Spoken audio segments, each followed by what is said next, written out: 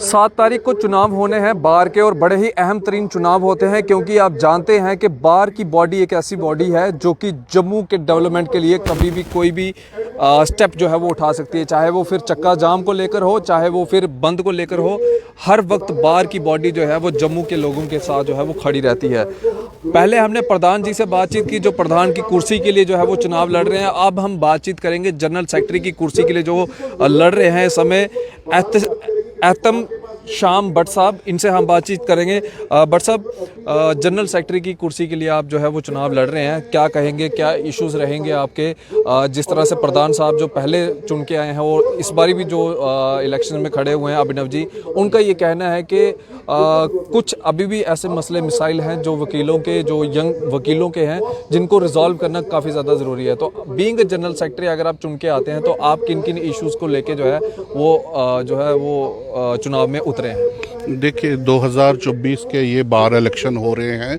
इसमें मैं Ehtesham Hussain Bhat as a general secretary candidate lawyer से अपील करता हूँ वोट्स के लिए। जहाँ तक मुद्दा है, मुद्दे तो वकील बहुत सारे फेस कर रहे हैं, प्रॉब्लम्स फेस कर रहे हैं। सबसे पहले उसमें प्रॉब्लम है कि हमारे जो वो आउटसाइड द कम्प्लेक्स है, इस कम्प्लेक्स में है नहीं, जिससे वकीलों को एक कॉर्नर से दूसरे कॉर्नर रन करना पड़ता है। अगर मैं चुन के आता हूँ, मैं अपनी जो भी टीम चुने बन के आएगी उसके साथ ये एक प्रायोरिटी होगी कि जितने भी कोर्ट्स हैं, ट्रिब्यूनल्स हैं जो कोर्ट कम्प्लेक्स से बाहर हैं, उन सबको अंदर लाने की विद इन कम्प्लेक्स रहे, ताकि ये सिर्फ फ़ायदा वकीलों को नहीं है, लिटिगेंट्स को भी फ़ायदा है कि जो एक ही जगह। इसके लिए हमें गवर्नमेंट को रिक्वेस्ट करनी पड़ेगी कि एक कम्प्लेक्स, मल्टी कम्प्लेक्स बनाएं, और वो गवर्नमेंट के लिए बड़ी बात नहीं है।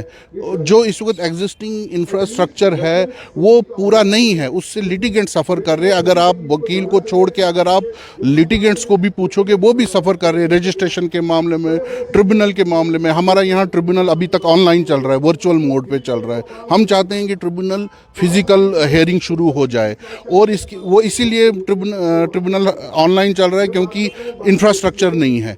अगर वो उसका भी इंफ्रास्ट्रक्चर, वकील यहीं है, तो एक वकील को हर जगह केसेस होते हैं।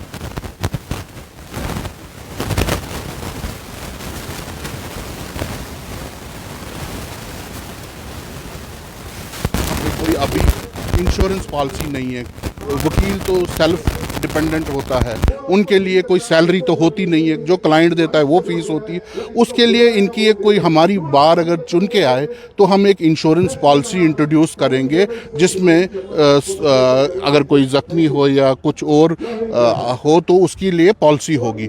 और मेरी एज ए रिक्वेस्ट करूँगा एज ए जनरल सेक्रेटरी जो मैं कंटेस्ट कर रहा हूँ, मैं अगर चुन के आता हूँ तो मेरा सबसे बड़ा इम्पॉर्टेंट रिक्वेस्ट होगी गवर्नमेंट से, और थ्रू टीम हम जाएंगे कि लॉयर्स के लिए प्लाट्स होने चाहिए, उनके अपने प्लाट्स होने चाहिए, लॉयर्स कॉलोनी होनी चाहिए।